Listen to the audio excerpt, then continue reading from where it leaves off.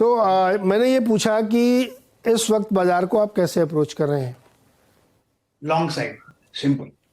चाहे वो एचडीएफसी नीचे लगता है, जो भी लगता है, निफ्टी में जो गैप डाउन खुला और जो अपमूव मिला, गुड मॉर्निंग टू यू, वो एक अच्छा अपमूव है। हाँ, कल थोड़ा ज्यादा दौड़ चुका, इसका मतलब ये नहीं कि आज ऊपर नहीं आ सकता। आज ऊपर जाएगा, हो सकता है कल का क्रॉस नहीं करेगा, लेकिन अगर इसका लार्जेस्ट स्ट्रक्चर देखेंगे तो एक reverse head and shoulder pattern बना था, उसका ब्रेकआउट पिछले हफ्ते मिल गया है। उसके हिसाब से न्यू हाई की तरफ जाने की कोशिश करेगा, उस तरफ जाने की कोशिश करेगा। तो डिप्स मिलती है, बाइंग अपॉर्चुनिटी है। इतना मैं कह सकता हूं, निफ्टी और बैंक भी दोनों में, चाहे एचडीएफसी और एचडीएफसी थोड़ा नेगेटिव न्यूज हो, लेकिन मार्केट ऊपर है, वो भी आखिर ऊपर चला जाएगा, मैटर ऑफ टाइम। तो एचडीएफसी तो 4.5% की वीकनेस के साथ स्टेबल होता हुआ दिख रहा है, तो इसमें भी तो लॉन्ग किया जा सकता है कि नहीं? बिल्कुल बिल्कुल। एचडीएफसी देखो, एचडीएफसी की बयान की बात करें नीरज जी, तो गैप डाउन खुला, लेकिन वहां से गैप से एक अपमूव मिला है। सकता ऊपर चला जाए, लेकिन लोअर लेवल्स पे सपोर्ट है एचडीएफसी बैंक पे और एचडीएफसी पर भी।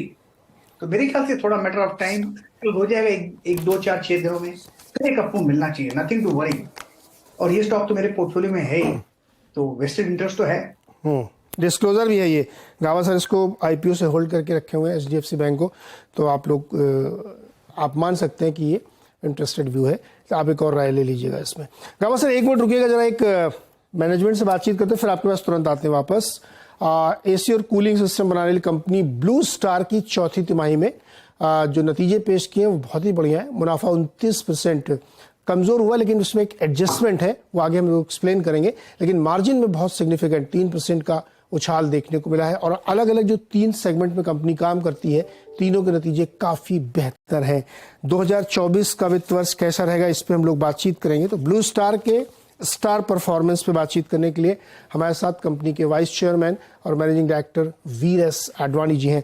आडवाणी जी, बहुत बहुत स्वागत है आपका। और नतीजे हम लोग देख रहे थे, बहुत ही शानदार है। 16% की ग्रोथ रेवेन्यू है और ग्रॉस प्रॉफिट मार्जिन 23% आपने रखा है, काफी बढ़िया है। एबिटा मार्जिन भी बढ़िया है। ये जो एडजस्टेड पैट, अगर इसमें वो मैं निकाल दूं एसेट सेल वाला, ये टैक्स वाला हिस्सा बहुत बड़ा है ना, ये ऐसा क्यों हुआ सर? तो Q4 का टैक्स तो कैपिटल गेन्स का टैक्स भी होगा, क्योंकि हमने हमारी एक बड़ी लैंड सेल हुई थी। अगर उसको निकालोगे तो फुल ईयर टैक्स रेट तो 27% के आसपास में है, तो हमें कुछ प्रॉब्लम नहीं है टैक्स रेट के बारे में। फुल ईयर तो आपने देखा होगा कि बहुत ही बढ़िया साल था। हमारी रेवेन्यू 32% बढ़ी 8,000 करोड़ तक।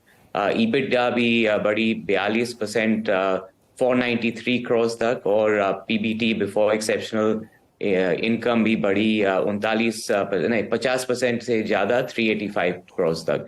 और आपने ठीक से कहा कि तीनों सेगमेंट्स में बहुत ही तेज परफॉर्मेंस हुई है, तो हम बहुत खुश है ये परफॉर्मेंस के साथ।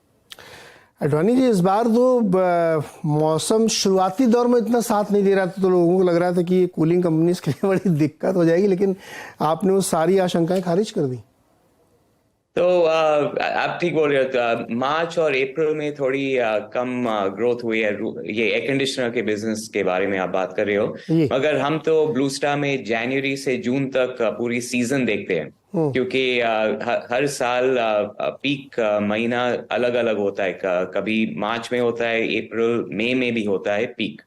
तो ये साल में मार्च और अप्रैल आप ठीक बोल रहे हो, थोड़ा कम ग्रोथ हुआ है, क्योंकि काफी बारिश हुई है नॉर्थर्न रीजन में।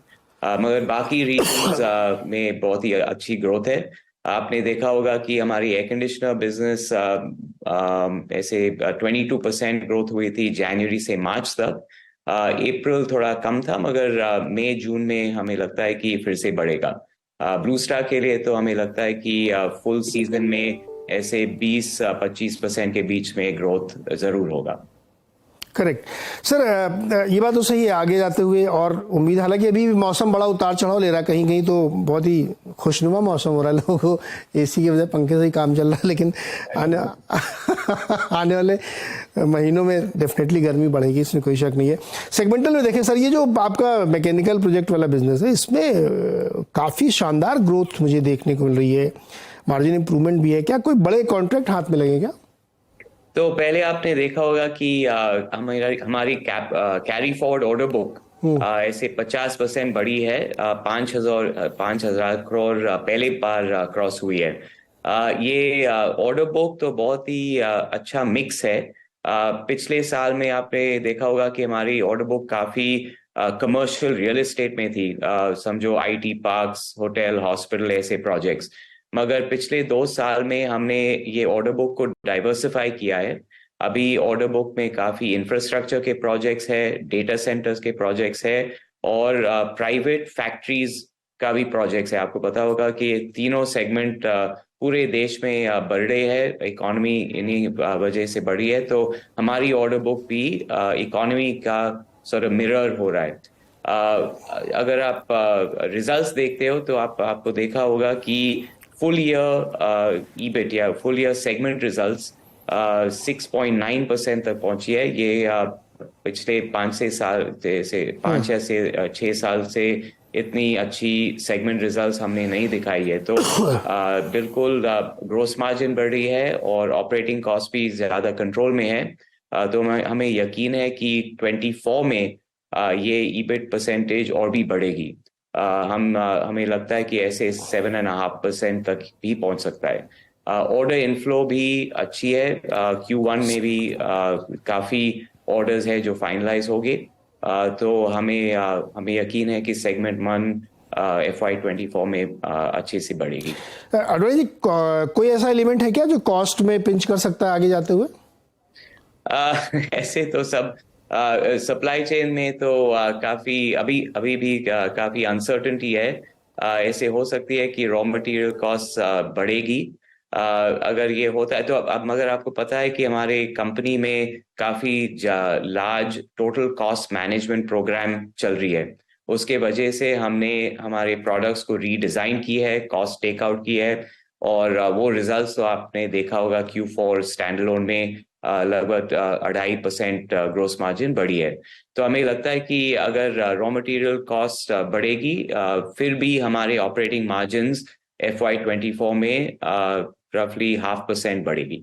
सर, आपने कहा कि फैक्ट्री वाले सेटअप में भी काफ़ी कामकाज आपको अच्छी ग्रोथ दिखने मिल रहा है। मुझे को थोड़ा सा ये जानना है कि क्या ये जो प्राइवेट कंपनी नया कैपेक्स कर रही है उसमें आपको कामकाज मिल रहा है या पुराने में ही रिपीट ऑर्डर्स हैं? तो मिक्स है सेगमेंट से सेगमेंट। अगर आप टायर इंडस्ट्री देखो या FMCG इंडस्ट्री देखो, ऐसे इंडस्ट्री में रिपीट बिजनेस आ रही है, ब्राउन फील्ड एक्सपेंशन हो रही है। मगर अगर आप ऐसे डेटा सेंटर्स में देखो या EVs, ऐसे सेगमेंट में ये सब न्यू कैपेक्स है, फ्रेश कैपेक्स है। तो अच्छी मिक्स है।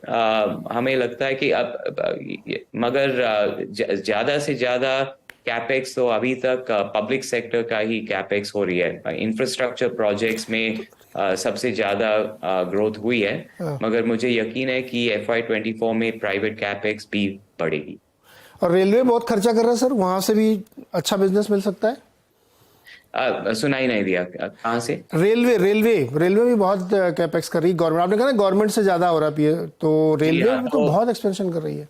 बिल्कुल। तो दोनों मेट्रो प्रोजेक्ट्स में और रेलवे प्रोजेक्ट्स में भी दोनों में काफी ग्रोथ दिखाई दे रही है हमें। दोनों सेगमेंट्स में हमने काफी प्रोजेक्ट्स बुक की है। मेट्रो प्रोजेक्ट्स में तो हम 20 साल से कर रहे हैं, तो वो तो हमारे लिए पुराना बिजनेस है। रेलवे इलेक्ट्रिफिकेशन का काफी नई बिजनेस है हमारे लिए, तो हम थोड़े आस्ते से ऑर्डर बुक बढ़ाएंगे। हमने लगभग 500 करोड़ की ऑर्डर्स ली है रेलवे इलेक्ट्रिफिकेशन में। हम वो प्रोजेक्ट्स को पहले एग्जीक्यूट करेंगे और फिर उधर से ज्यादा प्रोजेक्ट्स बुक करेंगे। मगर मेट्रो प्रोजेक्ट्स में भी काफी तेज डिमांड है। ओके सर, प्राइवेट कैपेक्स मतलब उस तरह से ग्रो नहीं कर रहा जैसे एक्सपेक्टेड था, बहुत ज्यादा फैन फॉलोइंग थी कि खूब होगा, वैसा नहीं हो रहा है ना? अगर तो प्राइवेट कैपेक्स दो किस्म के हैं। आप जो बात कर रहे हो वो लार्ज प्रोजेक्ट्स के बारे में आप ठीक बोल रहे हो। मगर हमारे तो कमर्शियल एयर कंडीशनिंग बिजनेस भी है, जहां हम ducted systems, VRF systems, chillers बेचते हैं। ये प्रोजेक्ट्स तो छोटे प्रोजेक्ट्स होते हैं, ये बहुत लार्ज ग्रीनफील्ड प्रोजेक्ट्स नहीं है। वो बिजनेस में इंक्वायरी लेवल्स बहुत ही तेज है। अप्रैल और मई मंथ्स में भी काफी प्राइवेट सेक्टर की ऑर्डर्स हम बुक कर रहे हैं। तो मुझे लगता है कि स्मॉल और मीडियम साइज प्राइवेट कैपेक्स अच्छी सी बढ़ी है। Large stand loan greenfield capex private sector में थोड़ी स्लो हुई है। ओके, ये चलेगा। Last question sir, unit project का रन रेट मेंटेन रहेगा सर, क्योंकि अभी बहुत अनसर्टेनिटी है सीजन को लेके। हाँ, तो पिछले साल फुल ईयर तो आपने देखा होगा कि सेगमेंट 2 हमारे एयर कंडीशनर्स और रेफ्रिजरेशन बिजनेस 40% बढ़ी। तो FY24 में तो ये इतनी तेज नहीं बढ़ेगी। हमें यकीन है कि 20-25% के बीच में ग्रोथ तो जरूर आएगी। आपको पता है कि बहुत रूम एयर कंडीशनर्स और कमर्शियल रेफ्रिजरेशन की बिजनेस है। कमर्शियल रेफ्रिजरेशन की डिमांड भी बहुत ही तेज है। QSR सेगमेंट में, मिल्क सेगमेंट में, आइसक्रीम सेगमेंट में, ये सब कैपेक्स तो बढ़ी है। तो हमें लगता है कि 20-25% के बीच में ग्रोथ होगी। ओके अडवाणी सर, बहुत शुक्रिया हमारे साथ जुड़ने के लिए, और बहुत ही एनकरेजिंग कमेंट्री आपने सुनाई। हमें मज़ा आ गया सुन के कि सब तरफ बिजनेस बहुत बढ़िया है, और जहाँ दुनिया में सब तरफ इतनी प्रॉब्लम है, वहाँ इंडिया में इतना शानदार ग्रोथ देखने को मिल रही है। बहुत बहुत शुक्रिया सर, और बहुत बहुत बधाई आपको बढ़िया शानदार नतीजे पेश करने के लिए। ब्लू स्टार एक आउट परफॉर्मर है, नाम भी ऐसा है ब्लू स्टार, बिल्कुल ब्लू स्काई टाइप का स्टॉक है। देखिए बहुत ही बेहतरीन प्रदर्शन, और हर सेगमेंट में, जो तीनों सेगमेंट में काम करते हैं, बेहतरीन प्रदर्शन किया। गाबा जी, ब्लू स्टार स्टॉक पसंद है आपको इस लेवल पे? देखिए, मुझे basically chart structure blue star का पॉजिटिव है, तो पसंद तो है। अब लेने का है और टाइम फ्रेम चाहिए दो।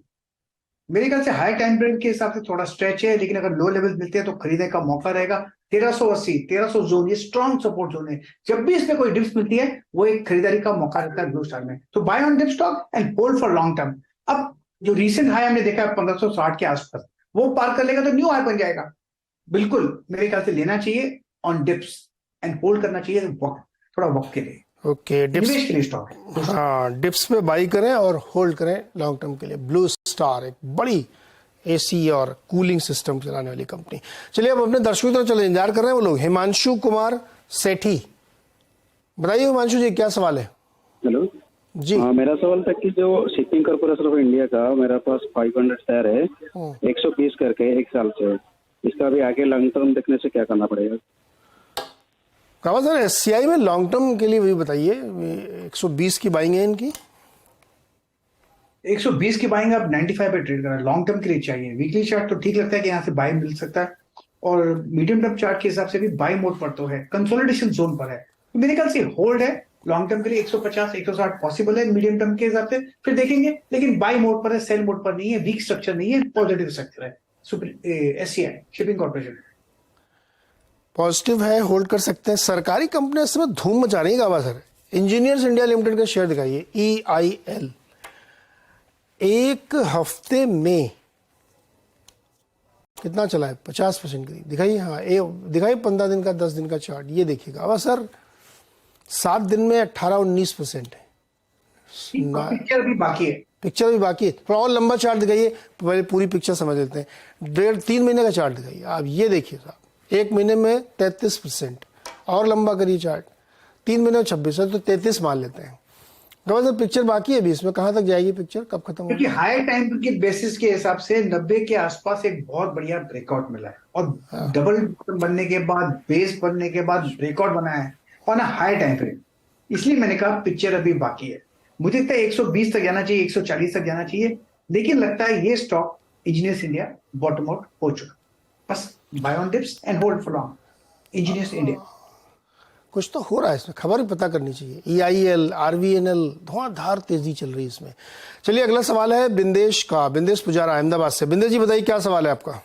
सर पहले तो थैंक यू, आप जो मॉर्निंग कॉल में ग्लोबल रिलेटेड जो भी ग्लोबल मार्केट में जो भी हो रहा हो अच्छी तरह से समझा रहे हो मॉर्निंग कॉल में, उसके लिए सर आपको thank you. Thank you sir. और अभी मेरी क्वेरी है, इंडसइंड बैंक मैंने 1140 का कॉल आज मॉर्निंग में लिया हुआ है, 20 रुपये 60 पैसे पे।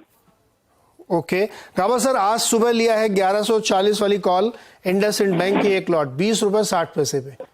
आप इंडसइंड बैंक की बात करें? हाँ ओके, क्योंकि मुझे आवाज नाम सुनने नहीं आया। हाँ, सर ये तो बहुत बढ़िया है इनका। हाँ बताइए क्या करें अभी? ये ये स्टॉक मेरे पोर्टफोलियो में तो है, बाई मोड पर है, 1149 पर ट्रेड कर रहा है। मुझे लगता है थोड़ा वक्त दीजिए। 1160 नहीं, 1160 तो चला जाना चाहिए कल। गाबा से इन्होंने कॉल के थ्रू लिया है, कॉल पुट में कॉल लिया है। हाँ, 20 रुपए 60 पैसे में लिया, जो अभी 32.70 चल रही है।